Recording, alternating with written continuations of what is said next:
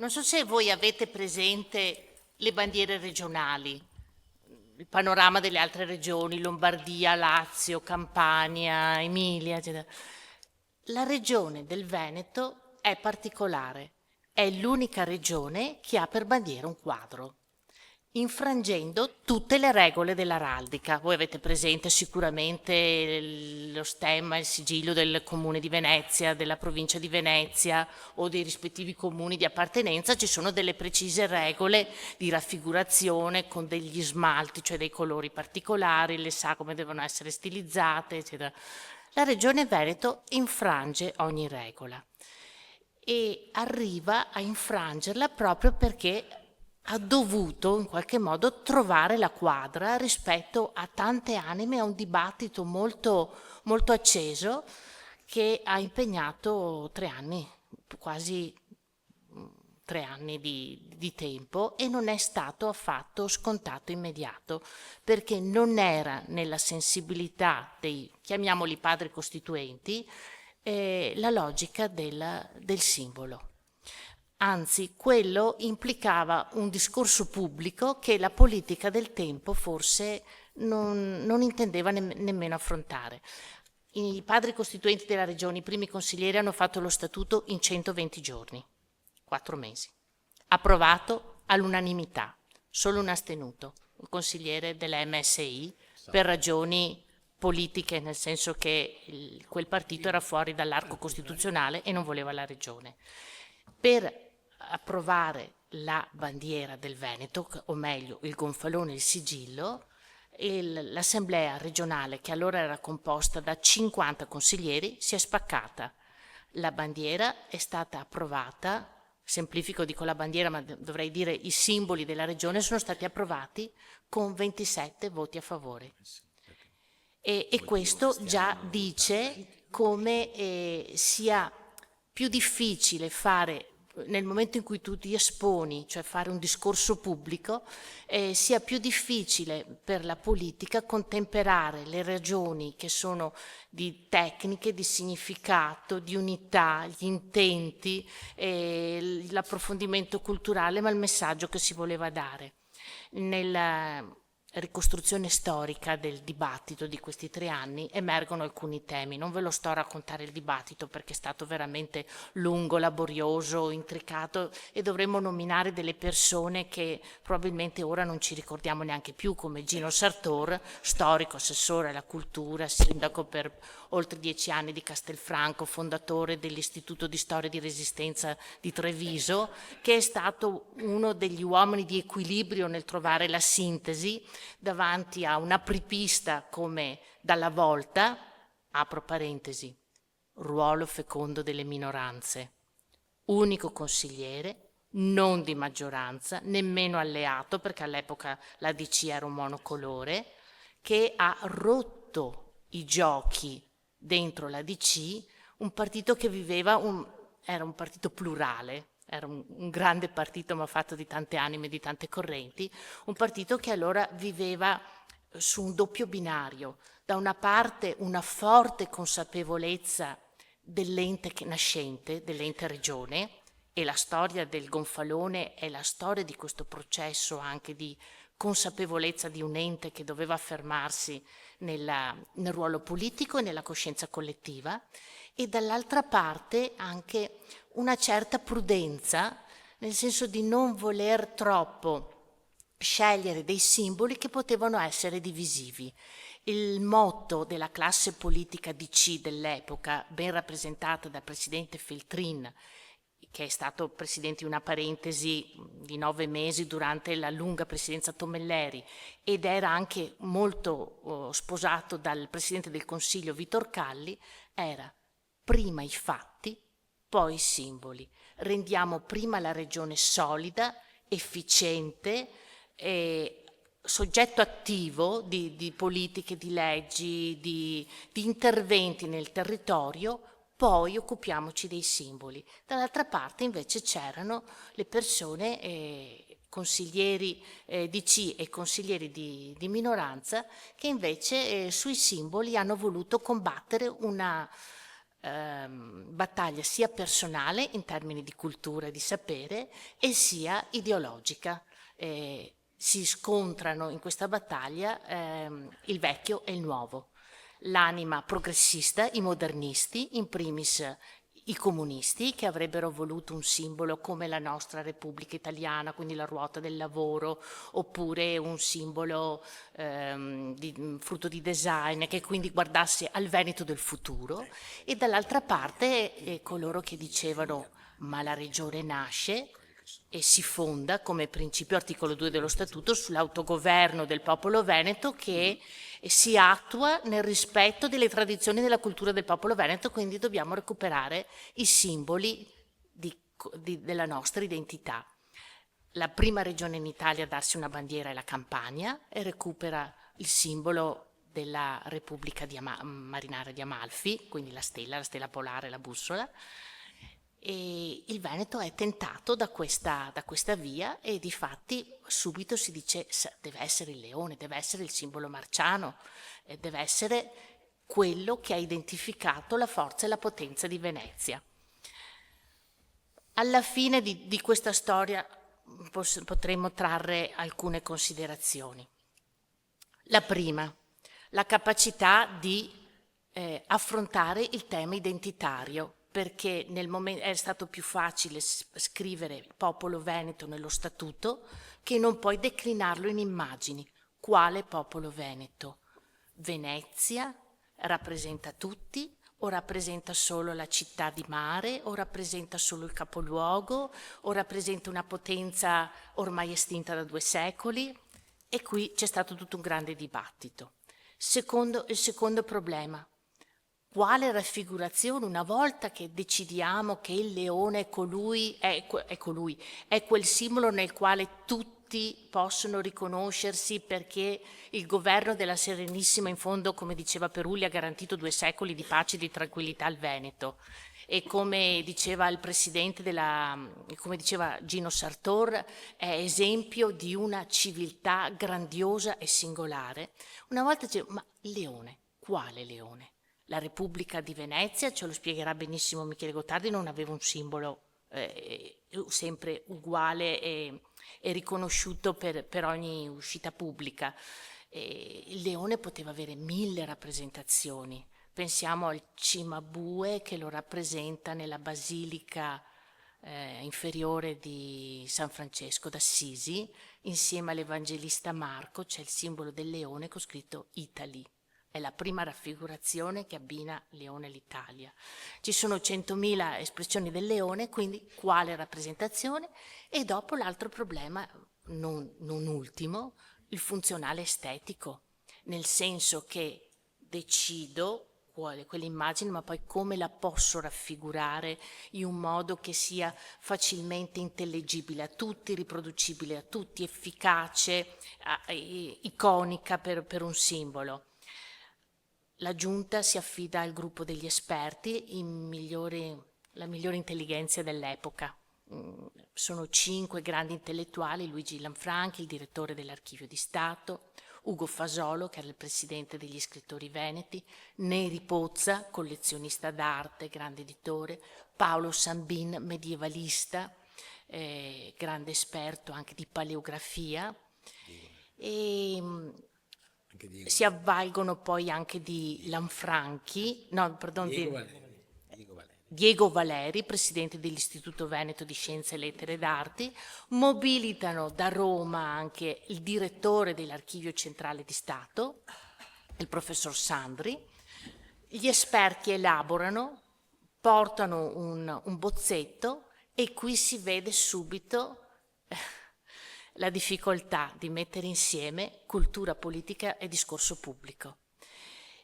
Il bozzetto degli esperti, che rispetta alcuni criteri araldici, aveva 2 problemi. La raffigurazione delle province nel cielo che sovrastava il leone e le montagne venete come 7 stelle.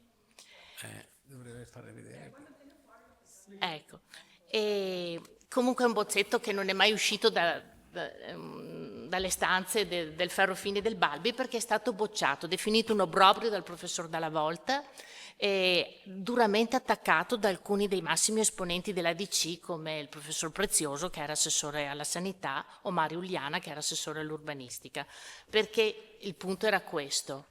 La regione che cos'è? Ecco perché dico che il gonfalone, la storia del gonfalone è la storia dell'autoconsapevolezza, del processo di autoconsapevolezza di questo ente che si è andato a definire negli anni 70. La regione non era la somma, non voleva e non doveva essere la somma di 7 province.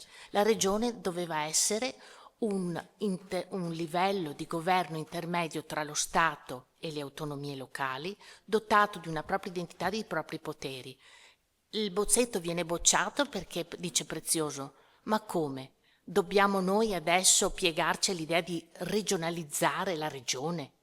È il contrario, cioè noi dobbiamo assumere le province nella loro identità ma non ridurle a 7 stelle a Corona del Leone di Venezia. L'altro problema era che gli esperti avevano ipotizzato un bozzetto con sotto un cartiglio Defensio Italie e in memoria di questo ruolo di frontiera del Veneto, trincea d'Italia nella Prima Guerra Mondiale e allora forse la memoria era ancora più vicina di adesso, e terra di conflitti, di scontri, proprio terra di frontiera e questo viene politicamente bocciato perché nella costruzione di un regionalismo italiano dove le regioni erano e sono elemento di cooperazione dell'unità statuale, non si può pensare che una regione si possa definire Defensio Italia, oggi ci sarebbe un ricorso alla Corte Costituzionale come minimo. Quindi si vede che la cultura, se non coniugata con la sensibilità politica, con la sensibilità che interpreta anche le esigenze delle comunità locali, forse da sola fa fatica a mettere a fuoco il giusto messaggio. Adesso forse non spetta a noi dire se la sintesi finale che hanno trovato i padri costituenti in Consiglio regionale in prima commissione, guidati da Carlo Gramola, l'ex sindaco di Schio, un dirigente della Lanerossi, sia la miglior sintesi possibile.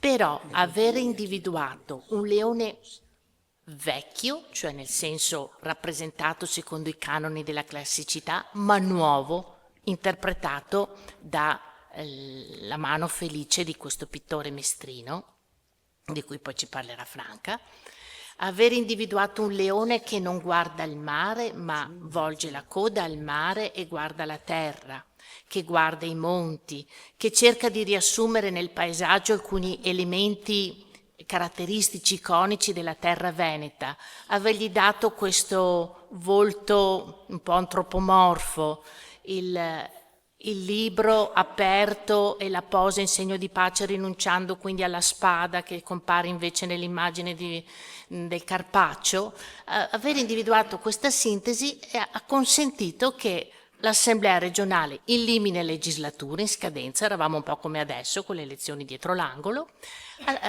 un mese dopo si sarebbe andati a votare, ha approvato questo leone con l'unica contrarietà di un impenitente democristiano che era il professor Nello Beghin, dico impenitente con affetto perché era un grande storico, un polemista, un giornalista, un uomo di grandissima cultura. Eccolo qua. Questo è il bozzetto bocciato, il bozzetto bocciato.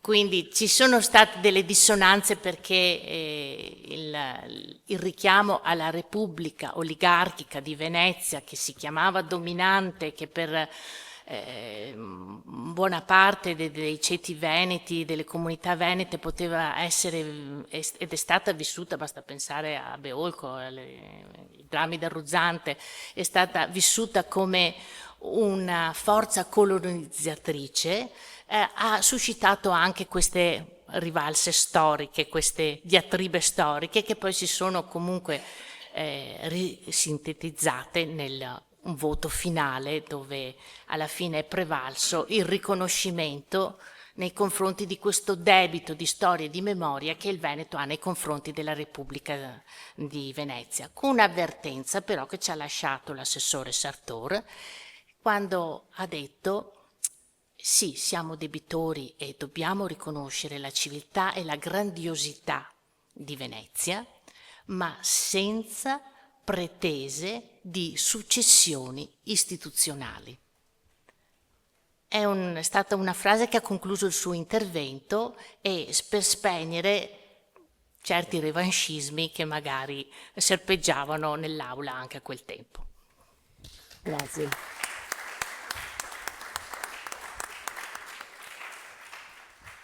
Grazie mille Margherita. Allora, vediamo di entrare un attimo nella considerazione della storia.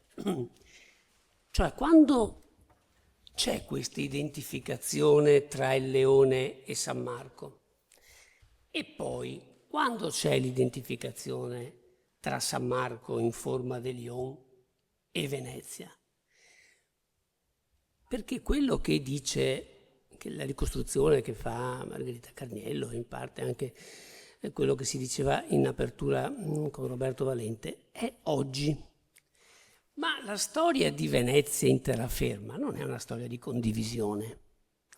È la narrazione contemporanea dei Serenissimi che l'ha resa condivisa.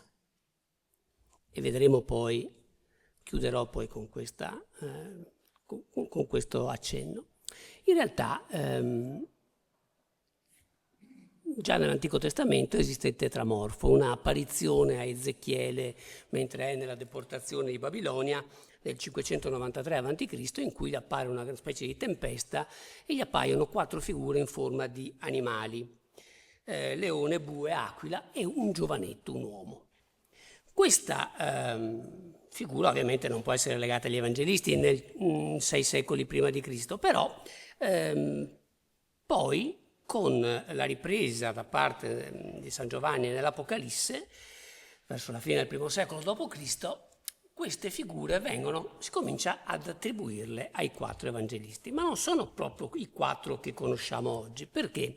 Perché i simboli di Giovanni e di Marco sono invertiti. Giovanni mentre Matteo ha l'uomo e Luca ha il vitello sacrificale che poi diventerà un bue, è Giovanni che ha il leone e Marco, mi sono perso, Matteo appunto all'uomo, e soprattutto solo San Girolamo poi successivamente attribuirà nel 398 d.C. i 4 simboli così come li vediamo oggi, così come spesso sono indicati nelle cupole in modo a fianco del Cristo Pantocratore, no? Con 4 icone, 4 a volte appunto figure di uomo, leone, bue e aquila. Perché però questi 4 simboli vengono fatti coincidere con i 4 evangelisti? Perché secondo questa lettura di San Girolamo i 3 sinottici e il 4, che è quello teologico di Giovanni, hanno delle identificazioni. Matteo racconta l'infanzia del figlio dell'uomo, ecco l'uomo. Luca sottolinea il sacrificio, ecco il bue sacrificale. Marco, che prende avvio del racconto sinottico dal momento del battesimo, parte con San Giovanni Battista, voce di uno che grida nel deserto. E allora ecco il leone che in qualche modo clamat. E poi appunto invece l'aquila che vola alto, come una sorta di versione teologica, filosofica che va e si eleva. Ecco allora il Vangelo di Giovanni. Ma deve ancora nascere Venezia. E deve ancora nascere anche il mito di San Marco, che ex post, come sempre in questi casi, si fa risalire a un sogno, a una visione che il santo dovrebbe aver avuto quando, nel 50 d.C., aveva trovato riparo durante un temporale, dopo una predicazione ad Aquileia, ospite del vescovo Ermagora. E la leggenda dice appunto che riparò nelle lagune. Durante questo sonno apparve un angelo che gli disse: Pax tibi marci, eccetera, eccetera, e qui riposerai, quindi qui starai per sempre. Quando però nasce Venezia, che sia nata 2000 anni fa o meno, in realtà ha un altro patrono, Todaro, San Teodoro. Ma Teodoro è un santo bizantino e a un certo momento c'è bisogno di emanciparsi da Bisanzio. Ma non si può rinnegare, è vero che si rinnegavano le mogli, no? Si rinnegavano i sovrani e le sovrane, si può anche rinnegare un santo, ma in questo caso Venezia è un po' più furba. Non rinnega San Teodoro, santo appunto della tradizione greco-bizantina, un militare, un patrono dell'esercito imperiale di cui aveva fatto parte, ma comincia a lavorare, oggi diremo, sul brand. E il brand era andare a prendersi Marco Polo. Scusate, San Marco. Stavo pensando appunto al brand che continua poi.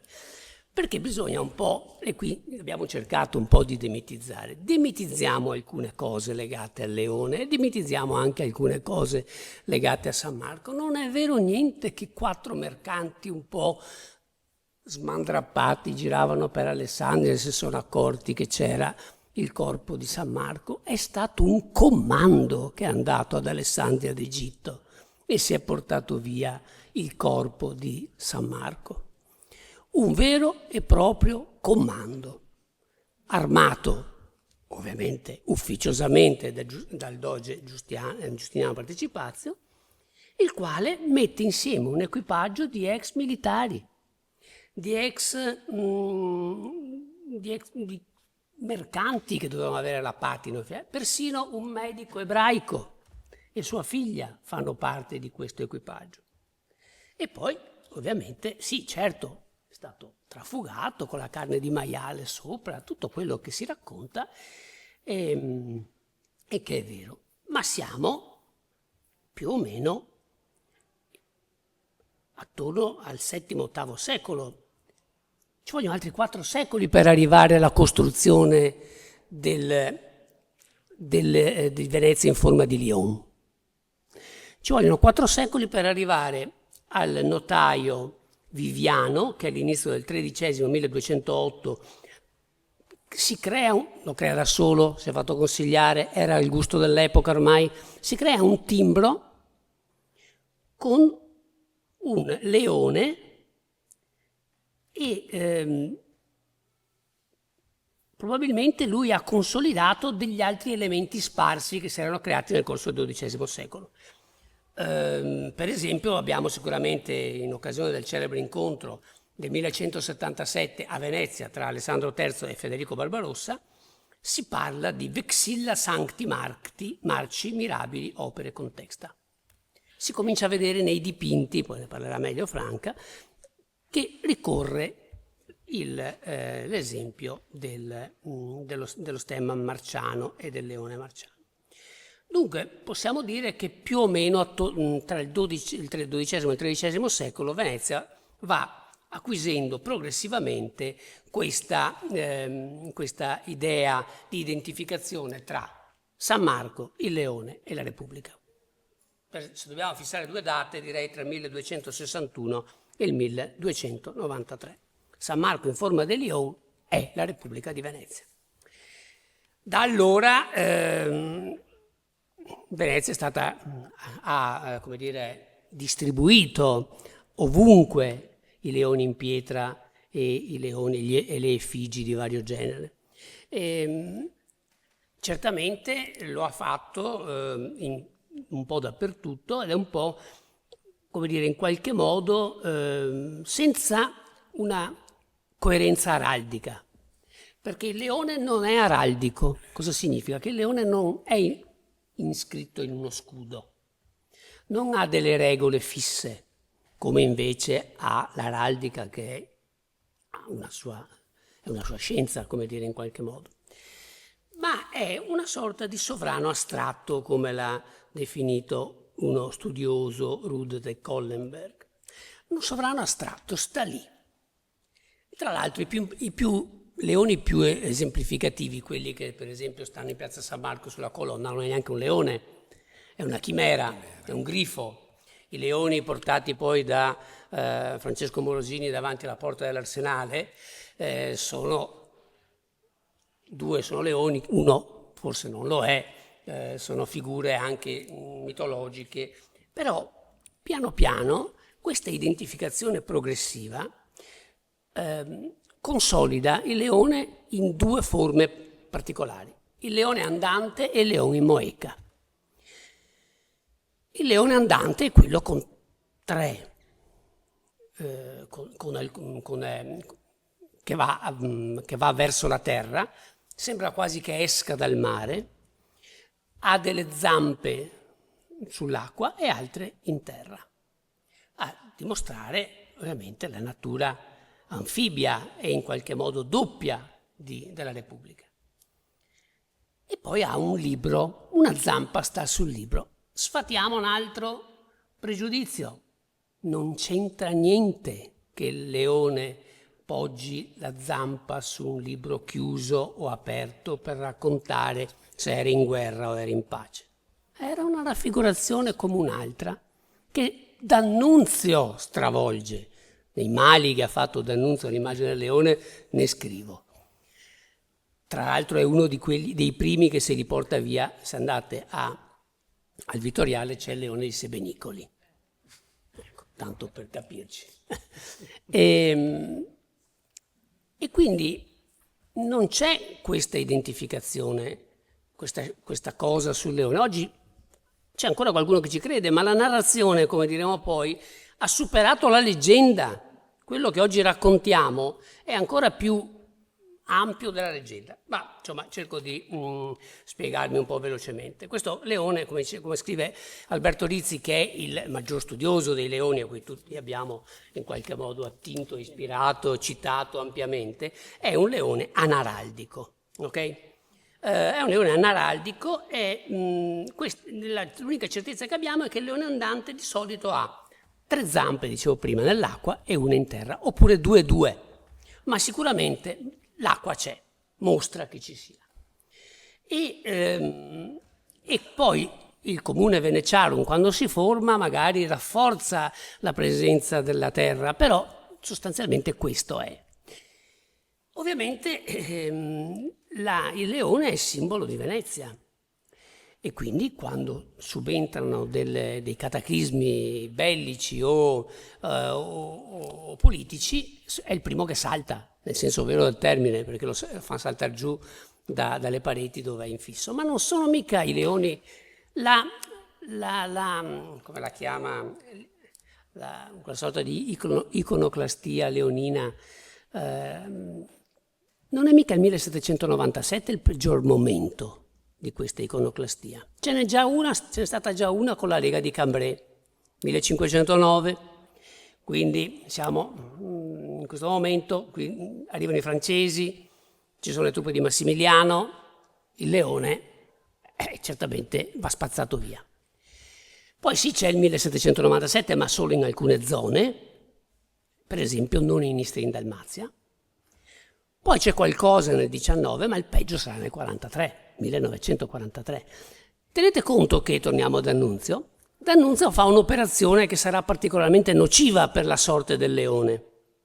Identifica progressivamente il leone e Venezia con l'Italia. Meno male che non è venuto fuori quel simbolo, perché sarebbe stato d'annunziano estremamente e nell'atto peggiore dell'essere d'annunziano, il quale D'Annunzio si scriveva iterum rudit leo sulla fiancata del Caproni con cui andava a distribuire volantini dall'alto di Vienna.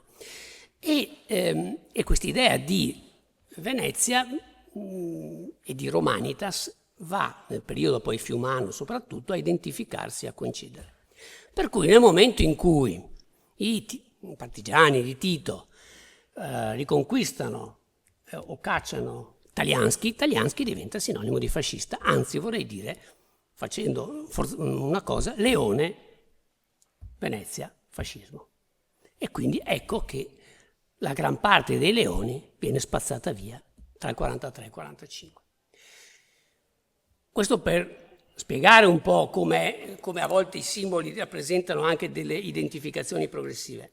Poi nel frattempo c'era stato l'Ottocento e il leone aveva ripreso vigore, era apparso nel riquadro in alto a sinistra della bandiera italiana, che era stata scelta dalla Repubblica di Manin, ed era stata un'idea di tutte le varie repubbliche ottocentesche del 48-49 di mettere un simbolo regionale in fianco e in un angolo di quello nazionale.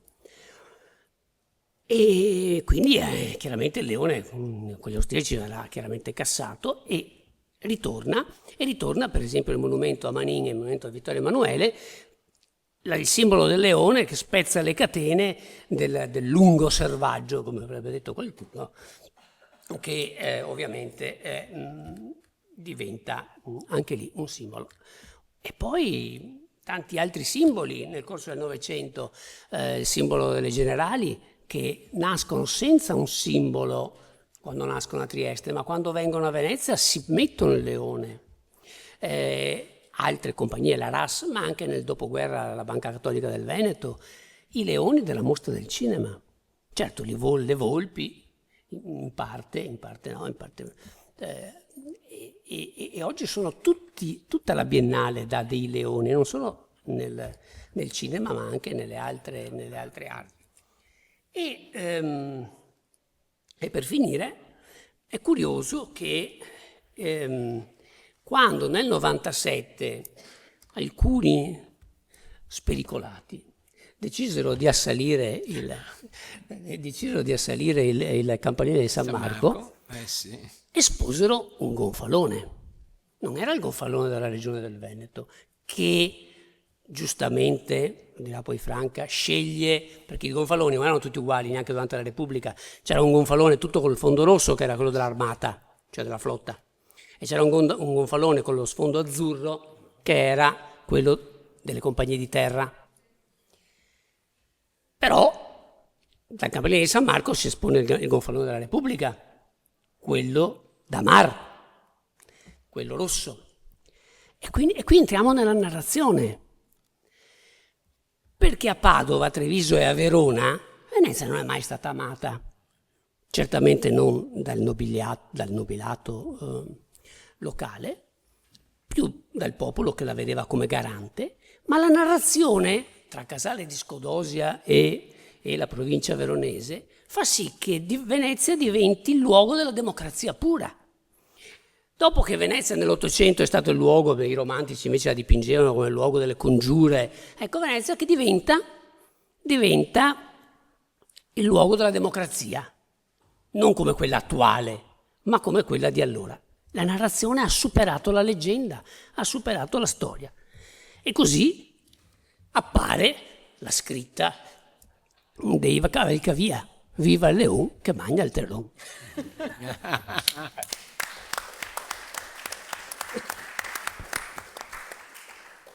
Allora la parola alla curatrice.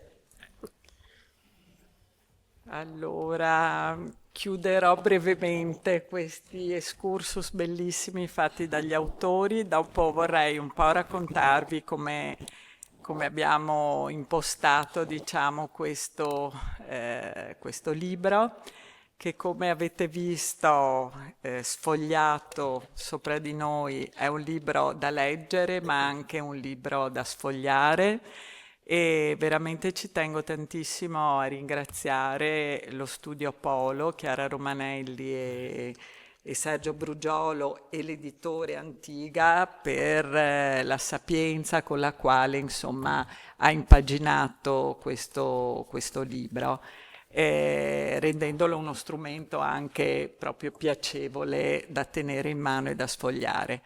Ringrazio il dottor Valente, che è stato l'anima di tutto questo, insomma il Consiglio regionale del Veneto, quando mi ha fatto questa proposta di mettere insieme varie competenze, perché avete visto che siamo persone che si occupano di cose molto diverse. Io ultima sono storica dell'arte, quindi sono andata a fare una sintesi di quella che è un po' l'iconografia del Leone di San Marco, e quindi mi è venuto in mente subito Michele Gottardi, che ha fatto questo bellissimo saggio con questo excursus, e quando ci siamo parlati con Michele ho detto: ti prego non arrivare al 1797, ma cerca di venire avanti, anche perché appunto dobbiamo poi collegarci con quello che è il soggetto, il tema che è quello della pubblicazione, cioè i 50 anni, ricordiamo, del Gonfalone, no? Si celebra, è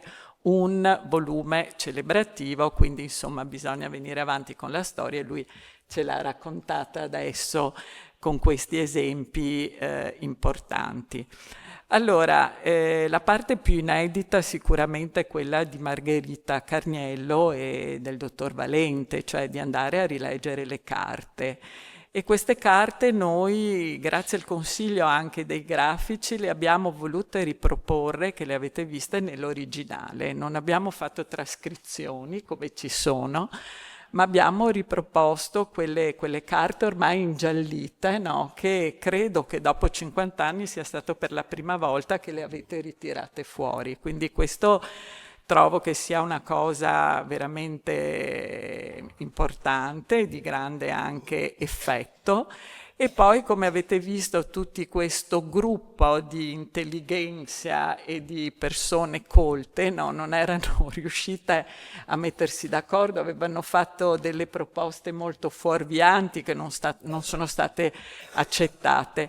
Alla fine la cosa è andata in porto. È andata in porto perché l'incarico è stato dato quasi in maniera un po' così improbabile a un artista, Mario Carraro. Intanto tutti e tre gli autori, giustamente lasciandomi alla fine la chiusura, non hanno parlato esattamente del modello. Qual è il modello di questo gonfalone? Allora, forse tutti voi l'avete riconosciuto, perché quando frequentate, andate a Palazzo Ducale, voi sapete che ci sono 3 leoni andanti, no? Che ci colpiscono anche per le dimensioni enormi e che sono collocati all'interno del percorso di Palazzo Ducale, che sono quello di Donato Bragadin, quello di Jacobello del Fiore, che è il nostro modello per il gonfalone del 1415, e quello di 100 anni dopo circa di Vettor Carpaccio. E gli ultimi due, Jacobello del Fiore e Vettor Carpaccio, di questi 2 enormi leoni andanti realizzati in 2 momenti diversi, con simili nell'impostazione ma molto diversi tra di loro, sono stati tirati in ballo durante il dibattito e sono stati citati da Sergio Dalla Volta. Quindi questo ci fa capire quello che diceva prima il dottor Valente, di quanto fosse colto e dotto questo uomo, no? Nel senso, citando puntualmente e già dicendo le differenze e contestualizzandoli all'interno del periodo storico in cui questi due grandi dipinti, questi 2 espressioni di 2 momenti storici diversi erano stati realizzati. Alla fine è stato scelto, l'avete visto più volte scorrere lungo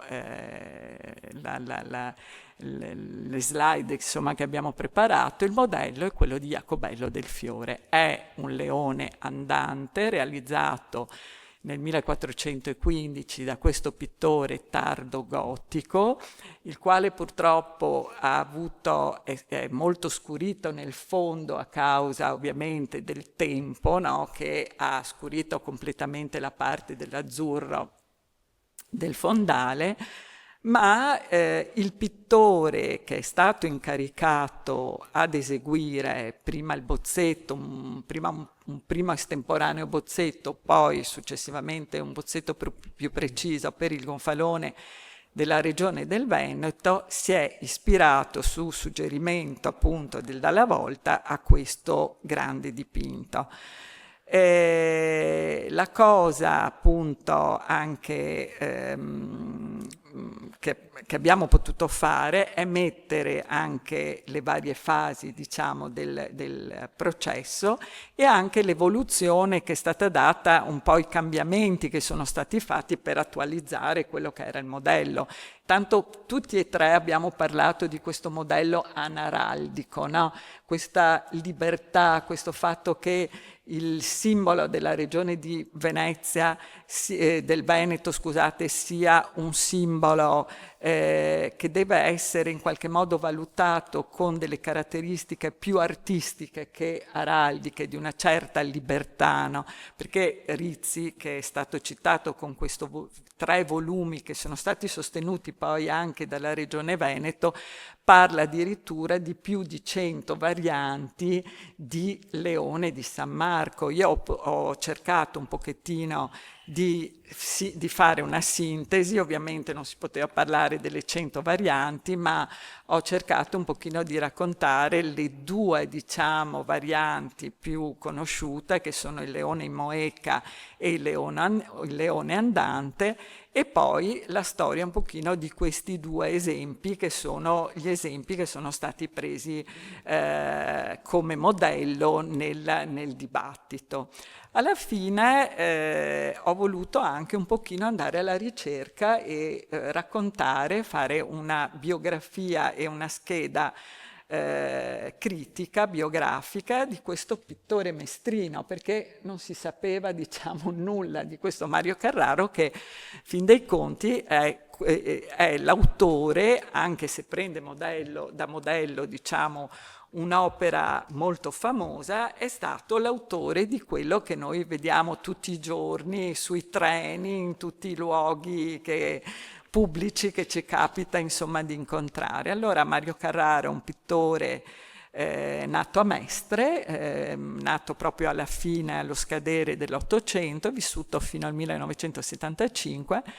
È un pittore che fa parte un po' di quella corrente di pittori, chiamiamoli così, post-impressionisti, novecenteschi, partecipato molto agli ambienti della Bevilacqua La Masa, al premio Burano, insomma ha avuto una sua storia molto legata poi tra la decorazione, è stato un grande decoratore oltre che un pittore importante, però un uomo un po' schivo, un uomo che poi un artista che non ha avuto una fortuna anche critica così difficile trovare documentazione, però alla fine gli è stato dato come chiusura, diciamo, della sua carriera pittorica questo incarico istituzionale, no? Che quasi una sorta di l'ha portato adesso ad essere famoso, no? Per aver progettato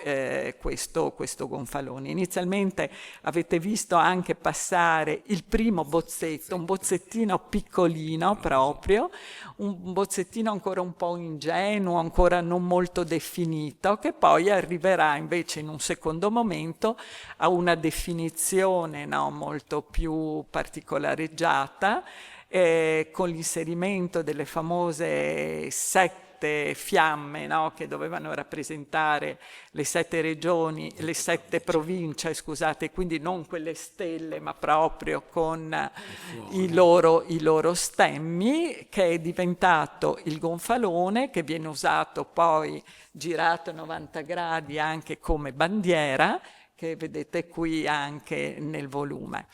Allora, la curatrice di solito è quella che poi manda le mail, controlla i tempi di consegna, coordina un pochino il lavoro tra gli autori, tra lo studio grafico dell'editore, eccetera. Però questo è stato veramente un lavoro corale, un lavoro che io devo dire che ho messo un po' sulla squadretta, come si dice, è stato un lavoro di squadra, e ho dato un po' i tempi, perché il dottor Valente, che sembra così, ci ha dato delle scadenze, i tempi sono stati strettissimi, E alla fine, quando l'ho visto in mano, ho detto non so neanche che miracolo abbiamo fatto, perché veramente alla fine sono stati 3 mesi, abbiamo, sì, ecco, dopo Natale, insomma, abbiamo fatto veramente una cosa, ed è uscito questo prodotto che insomma noi ci siamo divertiti a farlo, e adesso che ne sento parlare gli autori, perché poi quando si è nel momento concitato delle chiusure, le bozze di domenica, il dottor Valente anche di domenica si è letto le bozze, insomma quello che conoscete tutti voi che insomma vi occupate, che avete scritto, vi occupate di libri eccetera. Però è stato divertente, è stato un bel viaggio, e soprattutto mi è stata data soddisfazione dalla Presidente quando mi ha visto, mi ha salutato e mi ha detto: sai, mi sono proprio divertita a leggerlo, perché devo dire, al di là che quello che ha raccontato il dottor Valente, la Margherita Carniello, questa parte inedita, assolutamente, questa è la parte più inedita, poi io e Michele ci abbiamo messo un po' di spessore storico-artistico, insomma andava fatto anche quello, ma la parte anche, il saggio di Margherita è molto avvincente, no? Perché c'è, come ce l'ha raccontata, no? Questa storia che è durata 3 anni, quindi insomma una vicenda che non è stata così semplice, no? Come avete sentito. Quindi speriamo, dopo 50 anni, di aver dato di nuovo, insomma, memoria di questo momento e di questa vicenda, di uno dei simboli identitari della regione del Veneto, che dove ci giriamo, insomma, vediamo e almeno un po' sappiamo da dove deriva, da dove proviene, qual è il modello, cosa c'è stato in mezzo, insomma, ci pareva una storia bella da raccontare. Grazie.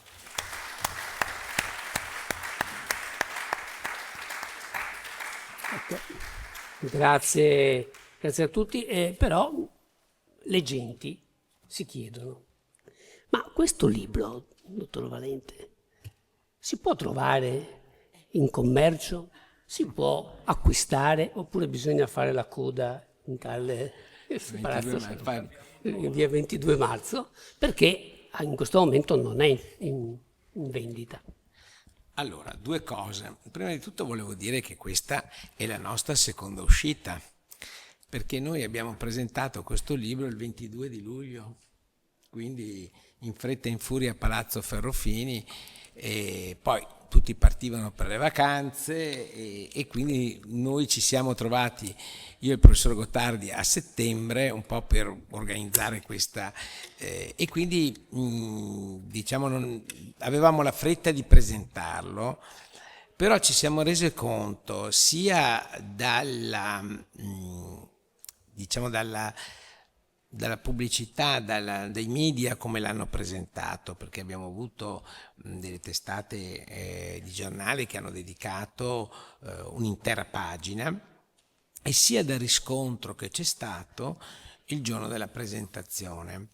Io poi devo dire una cosa, questo libro non è stato dato a tante persone, ce lo stiamo tenendo un po' gelosi, un po' a Palazzo Ferrofini, perché è chiaro che nasce come diciamo oggetto di rappresentanza, però io appunto come oggetto di rappresentanza ne ho fatto dono al segretario generale del Senato, il quale mi ha telefonato proprio ieri e mi ha detto: senti, guarda, io ti faccio i complimenti, ti posso dire che il Senato non ha una pubblicazione bella, non ha una pubblicazione così bella nel suo, diciamo così, elenco di cose di rappresentanza. Ma al di là dell'aspetto così, dell'omaggio che si danno, parlando con l'editore è stato una figura molto importante, perché noi abbiamo scelto Antiga fa le cose molto bene, e lo stesso editore mi ha detto: ma noi questo libro è un peccato che sia un libro solo di rappresentanza, questo libro dovrebbero avere tutti i veneti, dovrebbe essere. Allora, noi come Consiglio regionale non possiamo vendere, perché chiaramente noi, è vero che abbiamo i diritti, ma abbiamo comprato, abbiamo speso dei soldi, non possiamo, e poi abbiamo un numero limitato. Quanti ne abbiamo fatti, Margherita? 400, 500 copie? Adesso non ricordo. 1000 copie. Vabbè. Ma comunque vi ho detto che hanno una certa destinazione. Allora si pensava di, adesso dobbiamo trovarci, e anche approfondire il tema della cessione dei diritti alla casa editrice, per fare in modo che questo libro possa essere messo in commercio e possa essere comprato da tutti i veneti nelle librerie, in modo tale che tutti possano poter leggere questo. Questa è una idea, perché mi rendo conto che il tipo di informazioni che ci sono, io stasera mi sono divertito a risentire. Io ho ascoltato tutti e tre molto, perché un conto a volte è leggere, ma un conto a volte è anche sentire questa storia. E sentendola nuovamente mi è ancora piaciuta ancora di più. E quindi ritengo che questa fa parte della storia dei Veneti, è storia contemporanea, cioè i nostri simboli devono essere conosciuti. Come si sa, la storia della bandiera italiana, la Presidente diceva, appunto, è scritta e codificata nell'articolo 12 della Costituzione, nei principi. Ecco, allora sapere come è nato il gonfalone, la bandiera dei Veneti, io credo che tutti i veneti lo dovrebbero sapere. Potrebbe essere anche un testo che può essere adottato anche dalle scuole come ricerche, come cose.